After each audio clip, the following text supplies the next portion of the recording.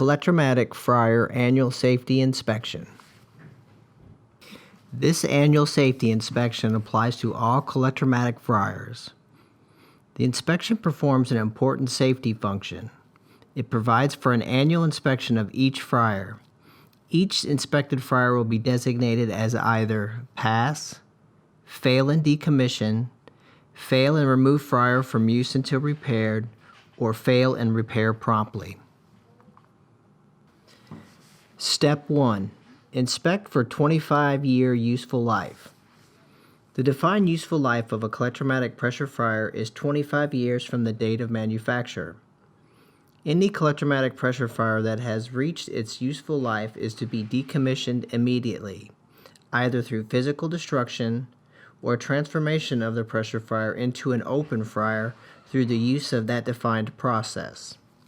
If any of the following criteria apply to the electromatic pressure fryer during the inspection, the fryer will be designated as Fail and Decommission. 1. Fryer lid or front block include any cam lock components. 2. Fryer lid includes pressure lock components. 3. Fryer serial number to show an age of 25 years or more. And 4. No identification of valid serial number found on fryer. Serial numbers can be found in 3 places on the fryer: on the front panel in the lower left-hand corner, etched into the front right-hand corner of the fryer pot rim, inside the fryer cabinet on the back right side. Note, if the model number starts with the letters PS and not PF, this indicates that the unit has received an upgrade kit. The serial number listed on the front panel is for the upgrade kit, not for the fryer itself. You must locate the original fryer serial number. Step 2. Inspect pressure components. The fryer should be emptied of oil and cooled to room temperature prior to inspection. Lid inspection. Examine all lid components for damage such as bends, cracks, or broken welds. Open and close lid with gasket installed to ensure proper function. Remove lid valve to verify that the O-ring is not flattened, frayed, or torn. Inspect lid gasket to verify it is not flattened, frayed, or torn. If all components are acceptable, the fryer passes the lid inspection. If all components are acceptable except for a flattened lid gasket, fail the fryer and repair promptly. If lid gasket is frayed or torn, fail fryer and remove from service until gasket is replaced. If any lid components are physically damaged, fail and remove fryer from use until repaired or replaced. If the lid does not open and or close properly, fail and remove fryer from use until repaired. Front latch block inspection. Inspect front latch block to ensure that there are no cracks or broken welds. Ensure that there is a gasket or food-grade silicone caulk between the fryer top and the base of the block. If front block latch is acceptable, fryer passes the front latch block inspection. If missing the gasket or silicone, fail and repair promptly. If front block is cracked or physically damaged, fail and remove fryer from use until repaired. Rear block inspection. Inspect rear block to ensure that the block has a bump on the top. Inspect to ensure that there are no cracks or broken welds. Inspect pins to ensure that they are not bent or loose. While pins may spin or slide side to side, they may not move more than 1/16 of an inch. Ensure that there is a gasket or food-grade silicone caulk between the fryer top and the base of the block. If rear block is acceptable, fryer passes the rear block inspection. If missing gasket or silicone, fail and repair promptly. If rear block is physically damaged or missing bump, fail and remove from service until repaired. Vent inspection. Remove muffler and vent back to inspect dead weight and vent block. Ensure dead weight end is rounded at the bottom and a vent ball is not being used. Ensure that the vent block is secure. If dead weight and vent block are acceptable, pass the vent inspection. If vent area is dirty, fail and repair promptly. If the incorrect deadweight or block are used, fail and remove fryer from use until unit is repaired. Collector inspection. Remove collector to ensure that there are not any cracks, missing tabs, or that it is out of round.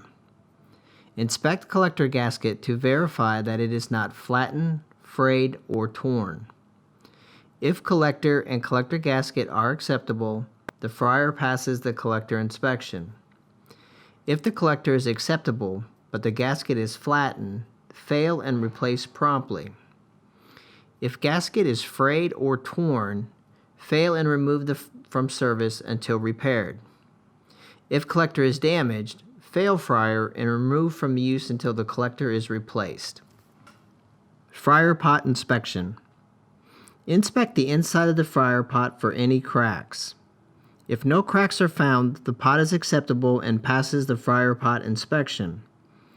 If the fryer pot has any cracks, fail and remove the fryer from use. Step 3. Operational component inspection. Drain valve inspection. Inspect drain valve for shortening leaks or missing components. If leaking exists, determine if the leaking is internally on the drain itself or externally from fryer mounting or unknown. If drain valve is acceptable and not leaking, pass the drain valve inspection.